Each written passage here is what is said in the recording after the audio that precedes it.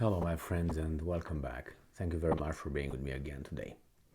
This was expected, and I personally expected it to be occurring earlier, but hey, better later than never. And what happened? The Russians are back in Cuba. You can smell how happy the US authorities are. They're all using the restrooms because they have a stomach ache and diarrhea at this point. All right, so might be the Cuban Missile Crisis part 2. So let's see what's going on here. This article comes from Miami Herald, and it is from today, March 2nd, 2023. Putin's top security chief travels to Cuba and meets Raul Castro Diaz-Canel. Oh, I don't know, Raul Castro, I didn't even know that he's still alive, but he's not, I don't know how much power he can have. But anyway, a long trip starts with the first step. Is that how it is or something like that? Vladimir Putin's top security advisor and close ally, Nikolai Patrushev, traveled to Havana this week and met the country's former leader, Raul Castro, in what Cuban media described as a working visit, end quote. On Wednesday night, Cuban state television showed images of the aged Cuban leader, 91, who is officially retired, hugging Patrushev, who then greeted Miguel Diaz-Canel, the country's appointed president. Patrushev, 71, a hardliner who served with Putin in the KGB, the Soviet Union's intelligence agency, later directed its successor, the Federal Security Service. He later became a general and is currently secretary of the Russian Security Council. So he's not a nobody. Cuban and Russian media have been scarce on the details of the visit. No shit. Well, can you wonder why? Yeah, of course, because the unknown is more dangerous than the known, at least on the threats side. According to the Russian news agency TASS, Patrushev will hold, and I'm quoting, expanded Russian-Cuba interagency consultation on security issues in Havana. Now, security issue means weapons and military. I can also imagine that the delusional American how should I put it, elites, if you want to call them that way, they will just brush this off and say, some idiots mad, nothing to see here. And again, this grows as China-Russia ties grew, and now it's too late. You know, remember that song, I Shot the Sheriff? Kill it before it grows. The same here, kill it before it grows. But too late. These guys are too demented, too narcissistic, and too full of power in their brains to think about these things. I say, well, some idiots mad. The same as a guy told me when here in America, he was a Vietnam War veteran I worked with, and we're talking about Russia and military and all that, and we're talking about MiG-29, I think it was, MiG-29.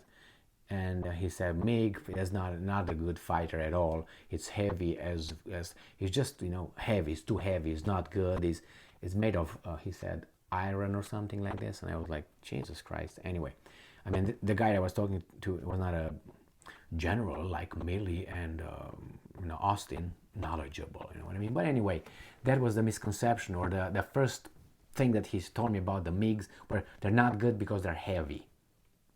Is that all you know about it? No, they're not good. So the same here. This might say, the Russians made the Cuban. Two losers, nothing to see here. All right, okay. I guarantee you that this time, if this is going to be the second thing with the missile crisis, it's going to be much smarter and much on steroids, if you know what I mean. I mean, the first one was just a blackmail by Khrushchev to JFK, hey, take your Jupiter nuclear weapons from Cuba and Italy right now. And America says, okay, well, that's what happened. And then what did the Americans do? They removed them after the Cuban Missile Crisis. So that was all. The whole story just told like this without the all that propaganda in Hollywood movies. So let's go back to this article. Let's see if we get anything else out of it. Division General Lazaro Alberto Alvarez Cesar, or Casas, when I say Caesar, I would expect it to be Caesar. Casas, the head of the Ministry of the Interior, which, all these are military, right?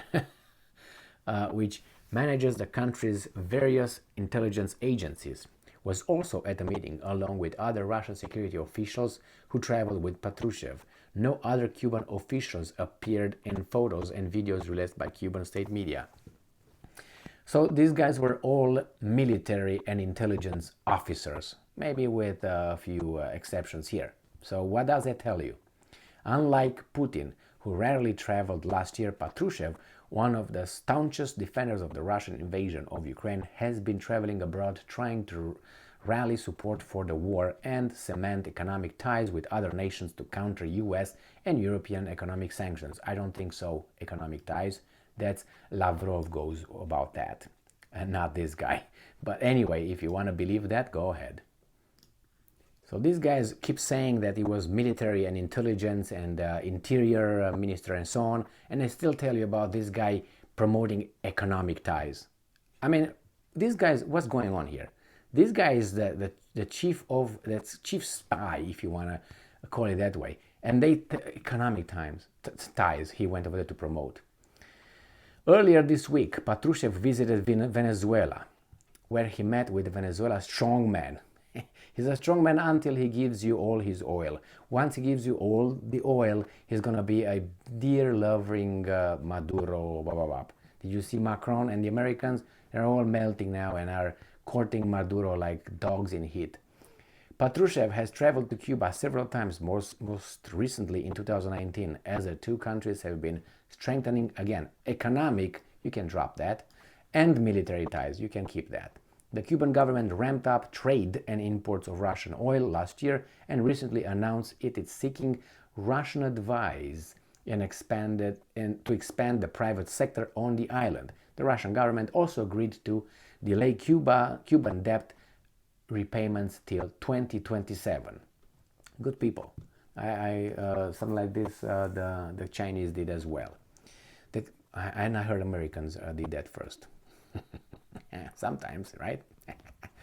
The Cuban government is part of a group of nations in the developing world that either voted with Russia or abstained in critical votes at the United Nations to condemn Putin's invasion of Ukraine. Cuban state media routinely publishes Russian war propaganda. And you want to call her? Right here. All right. So that's what Patrushev goes to get stronger economic ties, and he's the chief of security and whatever. Worked in the KGB and he's with economic ties. That's the key word for things like that. I'm expecting this, and I'm expecting, even if it's not something real, even though Putin and Lavrov and those guys don't seem to bluff. Those guys are good or bad, however you want to take their decisions.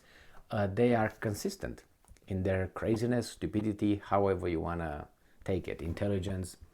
And if they are going to do something, it seems like these guys are, I'm sorry to say it, but seem to do something that they think for a longer extension of time, like in the future, for a long term, not for the next election or something.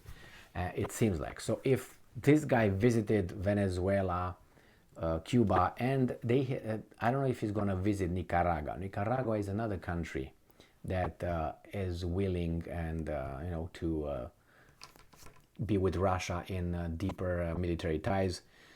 Nicaragua just allowed 280 some Russian military to be located over there for some training, and they're over there and they can do it. I covered that about like 5 or 6 months ago. I think it was October or something like this, September, October last year.